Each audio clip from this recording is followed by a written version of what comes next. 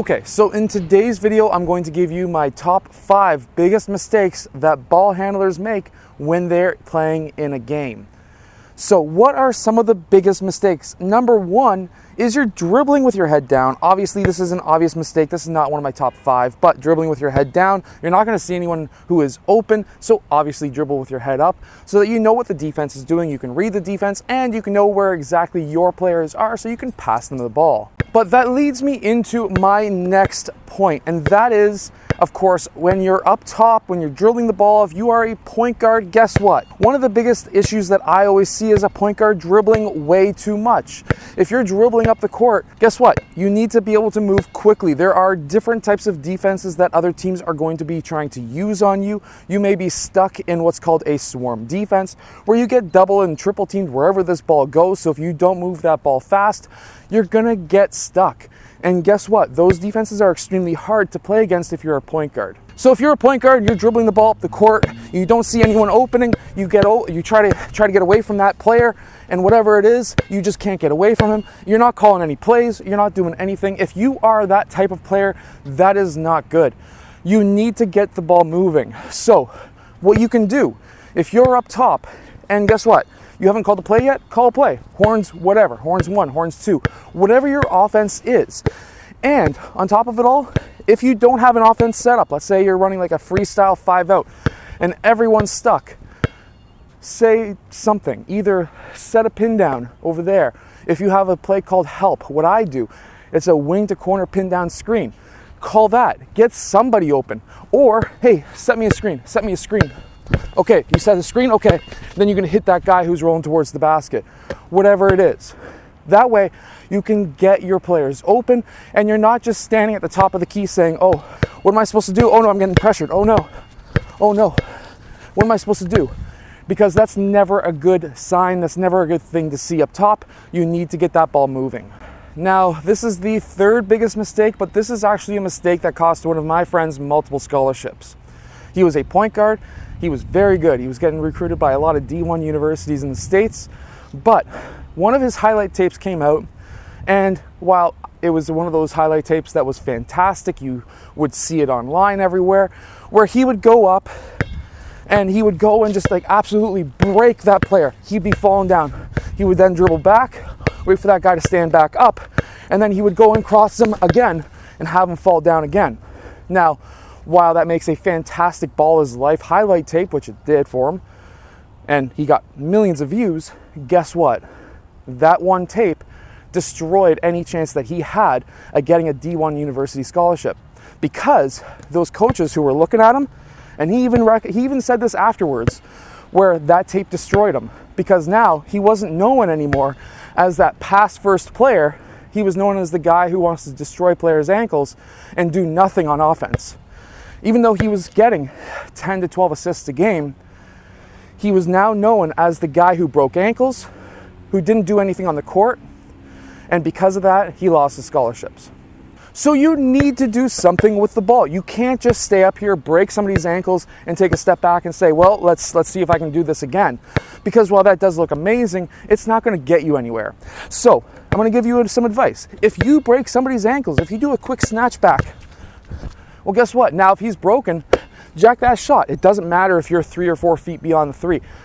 Players, coaches are loving that stuff these days. I'm going to tell you right now, I've got some coaches who are actually inquiring about a player that I coach at the high school level, because I've sent them some highlight tapes because I know that coach at the D1 level. I'm not going to say who it is or with the player in case they watch this video, but they're telling me to have him shoot 8 to 10 times from beyond the 3. The 4 times he's doing in game is not enough.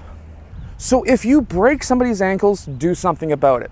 Take a shot, do a quick step back to get even more separation, attack the rim, whatever it is, you have to do something. If you just cross somebody, you have to do something.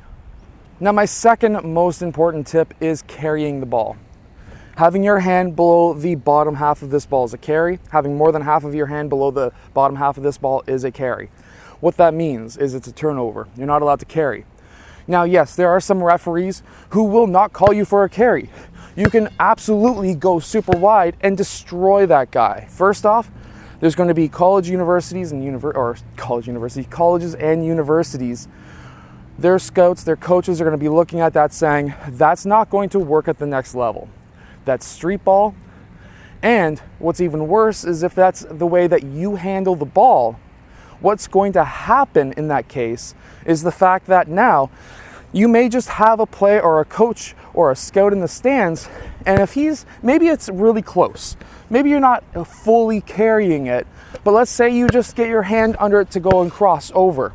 At that time, if the referee starts calling that, and you've got it into muscle memory that, hey, I can have my hand just slightly underneath that ball to make sure that I can get it super wide, what's going to happen is if that referee decides I'm going to call you for 10, 15, or even 18 carries in a game, that's going to destroy your chances. So why not just work on your handle so that you don't have to carry the ball? Because you don't have to. You can get super wide without carrying the ball.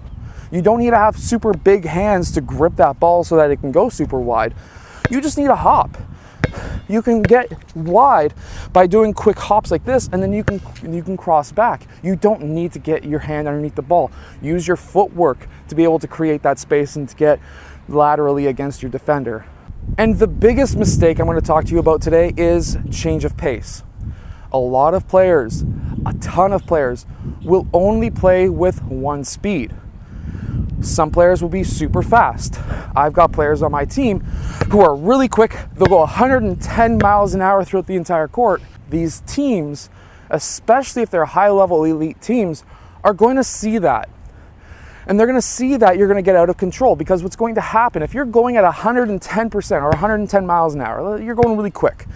You're taking really long steps. You're pushing that ball ahead. You're not going to be able to stop as fast. So if they can throw a quick trap on you, whether that be a full court, a half court, or a 3/4 court trap, you're going to be stopped really quick. But if you can change your speeds, so if you can come down the court fast, slow down for a bit, maybe reverse, cross, and then attack again, guess what? You're changing your speed. What that's going to do to the defender is now he's going to be on his toes, he's going to start backing up, and then as soon as you start going slow, he's going to come out to you, he's going to be on his heels, and now he's a little bit more relaxed because you've become more relaxed.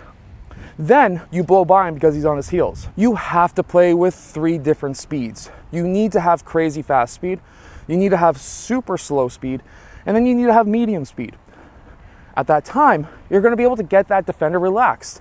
He's going to be backing up, and then as soon as you pull back and you start going slow, he's like, okay, let's go. And as soon as he starts doing that, like, I got this guy walk, like, let's go, he's on his heels. 100% he's on his heels. Blow right by him. You have him every time. I hope that this video has helped you. If it has, hit that like button, subscribe, and I'll see you guys again next time.